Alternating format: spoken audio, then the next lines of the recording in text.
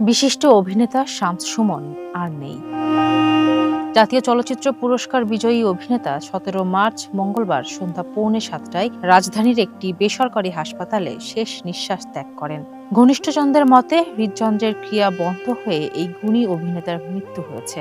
মঞ্চ, ছোট পর্দা ও বড় পর্দার দাপুটে এই অভিনেতা একাধারে রেডিও ভূমির স্টেশন চিফ হিসেবে কর্মরত ছিলেন। রাজশাহী বিশ্ববিদ্যালয়ের আবৃত্তি সংগঠন শননের সদস্য শামস সুমন মন জানে না, মনের ঠিকানা, জয়যাত্রা, বিদ্রোহী পদ্মাসহ অসংখ্য চলচ্চিত্রে অভিনয় করেছেন এবং ২০০৮ সালে স্বপ্নপূরণ চলচ্চিত্রের জন্য শ্রেষ্ঠ পার্শ্ব অভিনেতা হিসেবে জাতীয় চলচ্চিত্র পুরস্কার অর্জন করেন। ফারজানা হাসিন, মানবকণ্ঠ।